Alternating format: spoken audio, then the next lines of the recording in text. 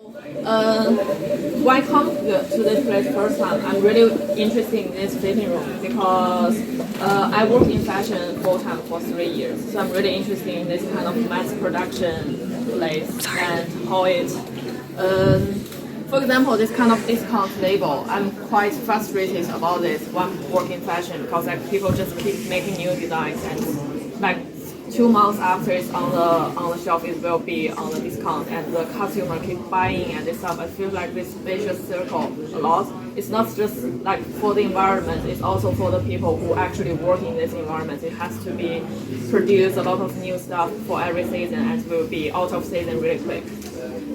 So the idea began with I really want to play with this kind of like discount selling, really kind of cheap ideas about. The creative stuff. So I decided to make something looks really expensive. I think the chandelier, I call it chandelier. Like this kind of structure looks really expensive, kind of old school, this kind of expensive stuff, but made of the stuff that have 70% off and this kind of thing. I like this contradiction about one thing. It could be cheap at the same time also could be very expensive. And after that, I want to play more about this space because they have 4 rooms here. So I started to play a game called Chinese Whisper with the artist who also here. And we're telling story about, you can see the story on the wall, but I'm really interested in how people mix telling story among other peoples, and especially also language involved. I speak English as second language, so like clearly that I can see that people misunderstand me all the time. And why have conversation with other people who also is second language speaking English. So there's like lots of misunderstanding and the process of transmit information to another person. This kind of idea I just think is really funny and interesting because like especially in London, English is becoming an international language. Like I read this research about every meeting happen in the world, about 90% of the meeting will involve in the people who speak English as second language. So it's like the international English is becoming a majority of English speaking. So I think that's how the way, how to say it's this kind of misunderstanding is becoming part of the reality. So what is the truth under this circumstance? How people understanding the reality with their perspective, with the language they're speaking. And yes, I think that's basically that is. Is there any questions? Please ask something. Anything. Yes, please. More about. Oh, sorry. I want to hear more about the all the stories and like. Did it go back and forth a lot, or was it like a stream with different people? I'm recording this story with about 30 or 40 people here. And I also asked them to, it's also the sound in the last fitting room, that's people telling this story. So I tell the story to one person with a lot of details, and the story go about 2 minutes.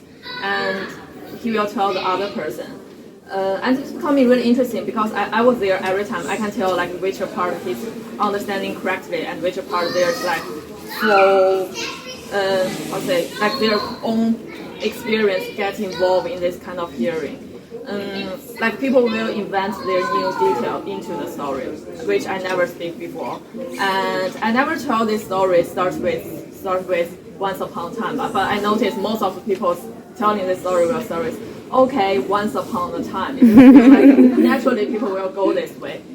And yeah, that's about. And also, I actually record people speaking in their own language, how they will tell the story differently. For example, I record Laura. Laura first speaking English and quite like the way I'm speaking now, quite formally. And when she speaking Spanish, it's more like, you know, the story goes, blah, blah, blah. It's more like, more live, more talking a real person way. So I feel that's also interesting about how people present themselves differently when they speak different language. Because I notice myself quite different when I speak Chinese.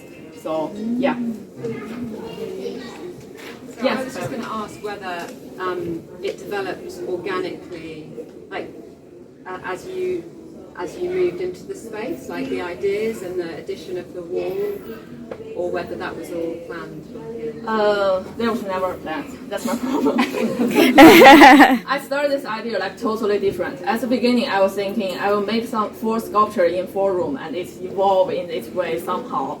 But it still can see this idea in this installation, but it's just shift. Pretty much every day I have a new plan, and yeah, there's no plan. That's not good, actually. No, I think it can be good though, can't it? Because then it it allows you to evolve into where. Yeah. Do you guys remember that there's a deadline for our Smith the title? And that was like 2 weeks ago. I was under so much pressure. At that point, I don't even know what I'm going to make it. So I just have a really neutral name for for this work. So I'm like, whatever I'm going to make this work, this title is going to work. I named this work before was like, fuck it, I'm going to make it myself anyway. So it's like quite neutral. Whatever I'm going to make for this place, that title is going to work. So yeah, it's not good. Change your plan every day. Any more questions? Alan? I don't know if this is a question, but I was thinking there's like an interesting tension between what you were saying about like it's made out of mostly like trash, like unwanted stuff, but then the neighbours who put into it, like it's really carefully spent so long putting these things together. That's like, that's quite interesting. Yeah, I like that part too. I like the craftsmanship that repeatedly doing stuff make it look like some pattern here, but it's just like the discount paper, like people know it's quite cheap, like 80% off, or like the second one for free. This kind of stuff. It's like quite like buy more stuff. I don't know. It doesn't even sound expensive. It sounds really cheap. Even maybe the original price is expensive, but as long as it's going to discount, people will think it doesn't worth that much. But all the people who create this work, they feel like working a lot on this kind of idea. I just feel like sometimes the discount makes the people don't appreciate the item that they're supposed to be appreciated. So yeah. So I guess that's it. There are no more questions. Okay. Thank you. Thank you.